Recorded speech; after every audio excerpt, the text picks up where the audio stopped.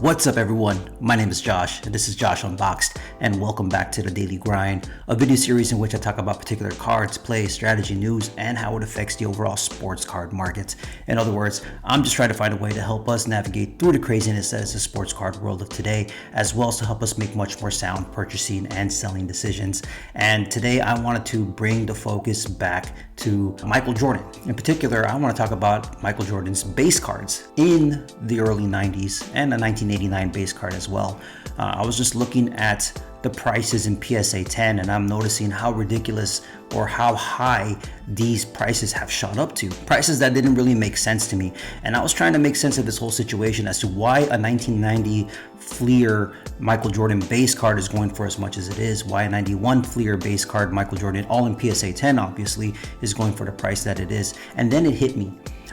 As I was thinking, it kind of dawned on me that what we're dealing with right now in the state of the hobby is a bunch of new people jumping in, right? So last year, a lot of new people jumped in, and what were they more familiar with? Obviously, the Prism base revolution, as I like to call it, where everybody was buying base Prism rookies, Luka, Trae, Zion, Tatum, Mitchell. People were buying base Prism rookies of any rookie you could find, and these cards were the ones that were highly traded and highly sold. Obviously, this caused a huge increase in the population of these base cards, where everyone was getting these base cards graded essentially and trying to flip them for a profit. And now with the recent shift in vintage, we've seen this shift in vintage and people buying iconic cards, highly sought after cards. But when you drill down deeper to certain areas of this vintage boom, you can see that nothing much has changed in terms of the mentality of base to base.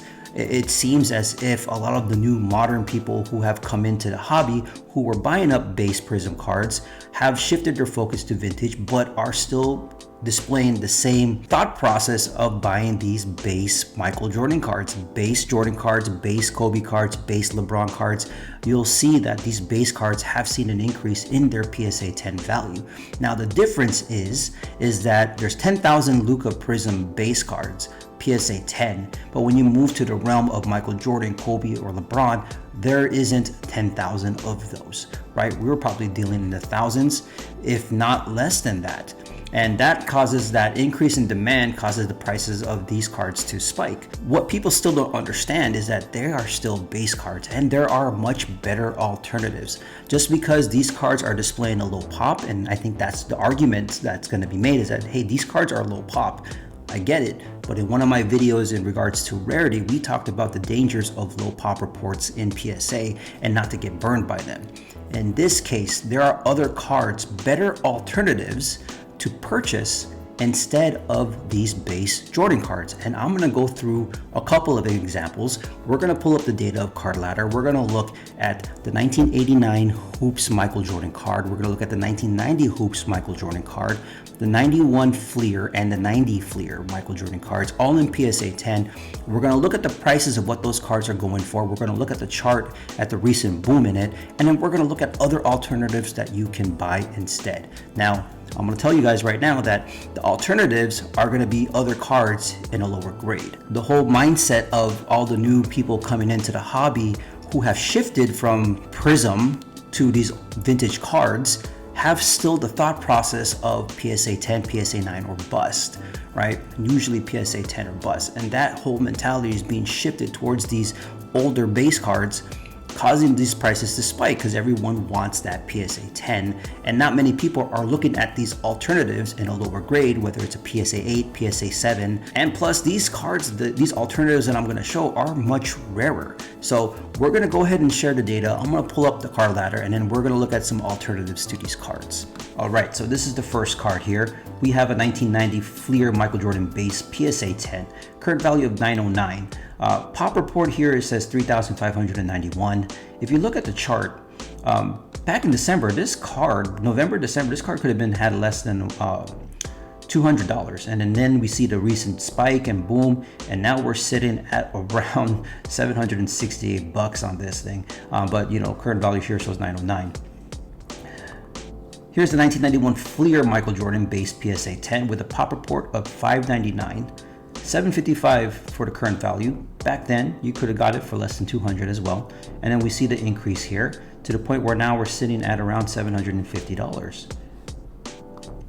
Here's another one here, 1990 Hoops PSA 10, current value of $600, pop report of $374.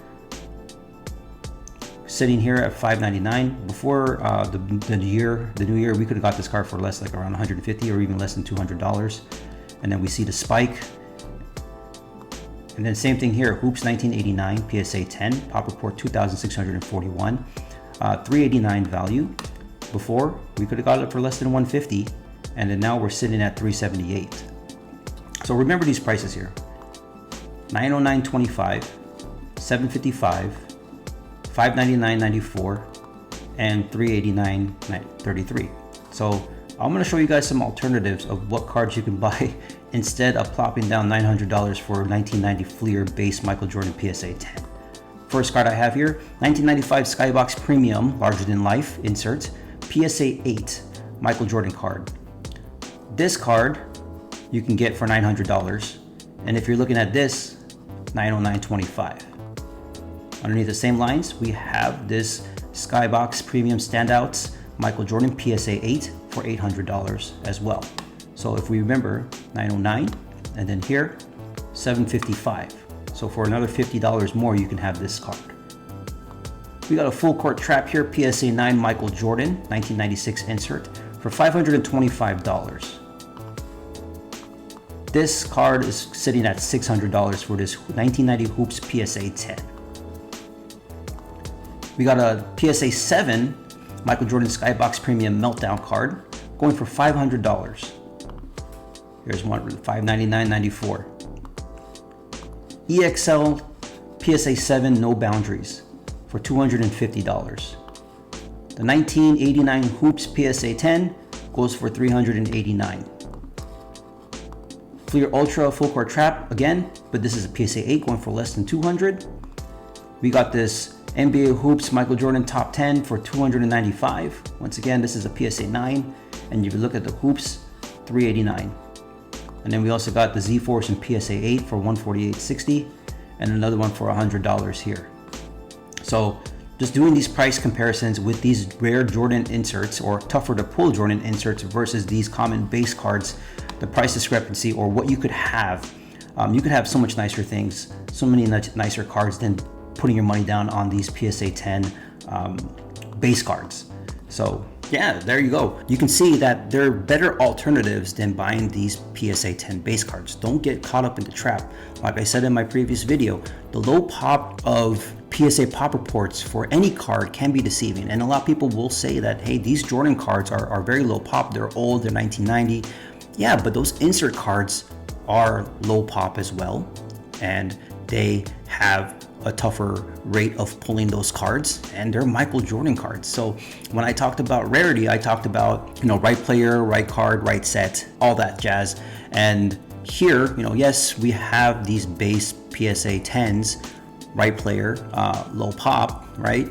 But when you look at those insert cards, there's a lot more going to it that's included into the rarity of that card. A tougher pull, a great looking card design, has a lot of eye appeal. It's Michael Jordan, right? And even though the grades are low grades, it's still a tough pop report. It's still a low pop report relative to these cards in the PSA 10. So the question becomes is, what would you rather have? Would you rather have these base PSA 10 Michael Jordan cards, or would you rather put that money onto those 1990s Jordan inserts, which are much rarer and look a lot better?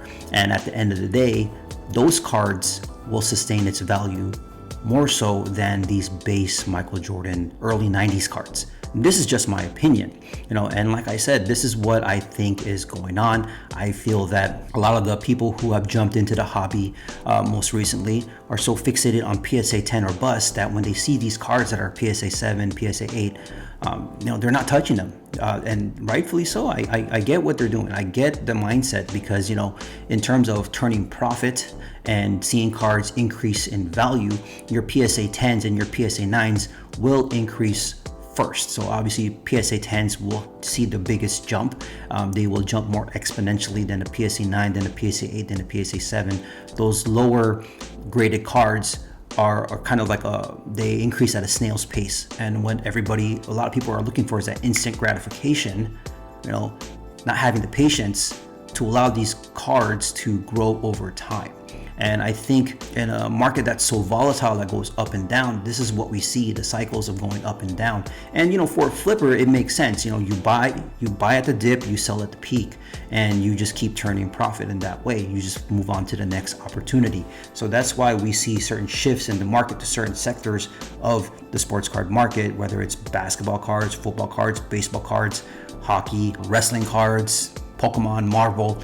We see these shifts because people are trying to move on to the next thing in order to turn profit. We have to remember the overall realm of the sports card market is not just strictly collectors. It's collectors / investors with flippers in the middle of it as well. And all these shifts in the market of people moving from one thing to the next in order to generate the money, whether they're flipping to generate income or flipping to buy those much more expensive high-end cards, this is part of the market.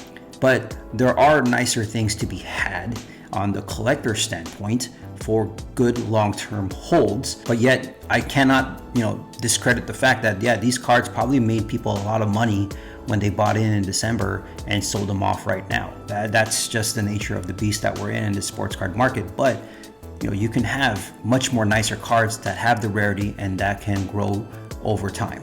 So I really hope you guys found some value in this video. If you guys did, go ahead and hit the thumbs up button. If you haven't yet, please consider subscribing. I like doing these videos on a daily basis. Sports cards, trading cards, and whatnot is a passion of mine, and I just love talking about these things and helping find opportunity where opportunity lies. So thank you guys for watching. With that being said, my name is Josh, and I'll see you guys in the next video. Later.